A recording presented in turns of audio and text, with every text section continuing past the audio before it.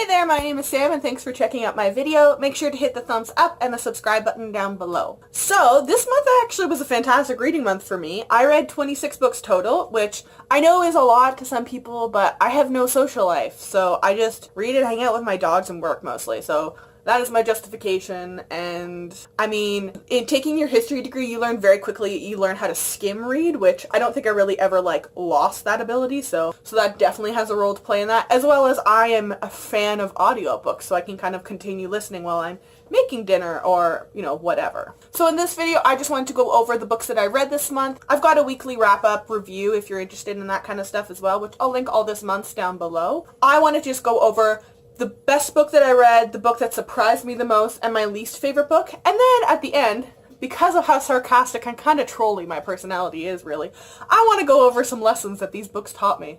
So the first book that I read this month was Spellslinger by Sébastien de Castell, The Clockwork Dynasty by Daniel Wilson, The Falconer by Elizabeth May, Clicked by Tamara Ireland Stone, The Dollmaker of Krakow by R.M. Romero, Alana the First Adventure by Tamora Pierce, Walk on Earth a Stranger by Ray Carson, Even the Darkest Stars by Heather Fawcett, Radium Girls, The Dark Story of America's Shining Women by Kate Moore, The Afterlife of Holly Chase by Cynthia Hand, Born Wicked by Jessica Spotswood, Stalking Jack the Ripper by Carrie Maniscalco, Hunting Prince Dracula, also by Carrie Maniscalco, Before She Ignites by Jodi Meadows, Forest of a Thousand Lanterns by Julie C. Dow, The Library of Fates by Aditi Khorana, Otherworld by Jason Segel and Kirsten Miller, Snow Like Ashes by Sarah Rash, The Language of Thorns by Leigh Bardugo, These Shallow Graves by Jennifer Donnelly, Ivory and Bone by Julie Eschbaugh, When the Moon Was Ours by Anne-Marie McLemore, Codename Verity by Elizabeth Wine, Fire Falling by Elise Kova, Scarlet by A.C. Gawain, and The Alice Network by Kate Quinn. I normally try to keep it to one, but this one's very hard because depending on the time of day and the mood I'm in, I've disliked one of each of these more than the rest of them at different times.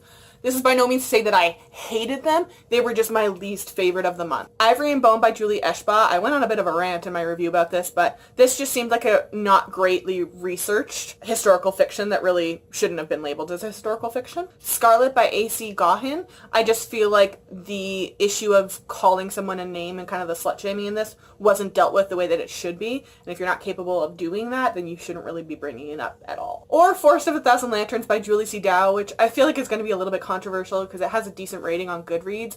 I found myself very bored and not liking the character, but not in a way that made them a villain, just in a way that I was like, I don't care about this person, it's just a crappy person.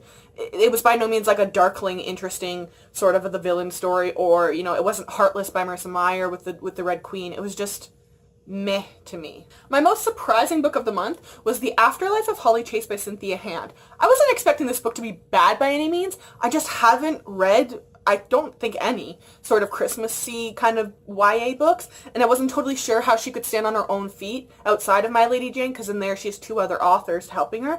So I was actually really surprised with this, that it was a good book despite it being a little bit cheesy and fantasy life kind of situation, but I was actually really pleasantly surprised by this book, and I would highly recommend it, especially around the Christmas season. It's just a good, cute, fun read. And my favorite book of the month, hands down, without a single doubt in my mind, The Dollmaker of Krakow by R.M. Romero. I actually recommend this to my friend Melanie, and she text messaged me at I think it was 5 o'clock in the morning or something like that, and she didn't go to sleep because she didn't want to put the book down, and it broke her. It is such a fantastic book. The writing is beautiful and amazing and perfect, tackling this issue and the world that it was set up in and the situations and the characters and the alternating between the doll world and the real world in World War II. It was just a fantastic, fantastic book that I cannot recommend highly enough.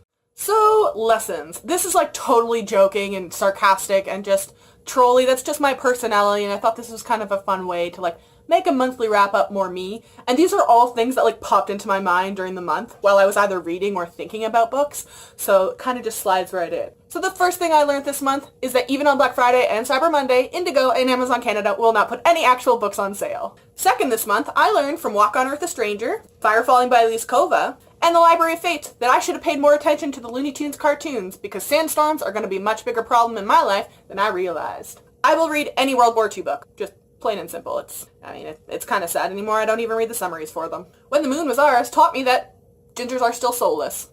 I'm sorry, I will never grow out of that gingers have no souls meme and South Park. It's just ingrained in me forever. When the Moon Was Ours also taught me that I don't hate all magical realisms, which is pretty mind-blowing news to me. Born Wicked by Jessica Spotswood taught me that I'm not the only one who screams at my siblings. Ivory and Bone by Julie Eschba taught me that European patriarchal sexism existed during the Mammoths. This month, I was taught by Snow Like Ashes, These Shallow Graves, and Born Wicked that I am smarter than every other female character when lineage is involved. The Library of Fates, Snow Like Ashes, and Born Wicked taught me that all I have to be now is an orphan or child of a single parent in order to have a YA, historical fiction, or fantasy book written with me. Forest of a Thousand Lanterns, Scarlet, The Library of Fates, and The Afterlife of Holly Chase have taught me that YA will never stop publishing retellings. Otherworld and Spellslinger have taught me that video games and card magic is finally cool. These Shallow Graves, Stalking Jack the Ripper, Hunting Prince Dracula, and the Alice Network taught me that there's no such thing as historical fictions without murder mystery anymore.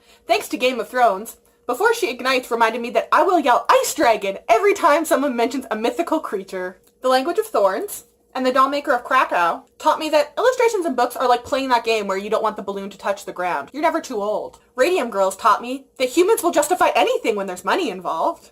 Clicked reminded me that a tween is more technologically capable than myself at 25 years old. Every historical fiction I've read this month just reminded me that history is the most depressing subject to know about. Fire Falling reminded me to never, ever, ever, ever read an Elise Kova book without having the sequel beside you and a day to read it. The Clockwork Dynasty, Codename Verity, and the Alice Network taught me that historical fictions no longer have a single timeline or point of view.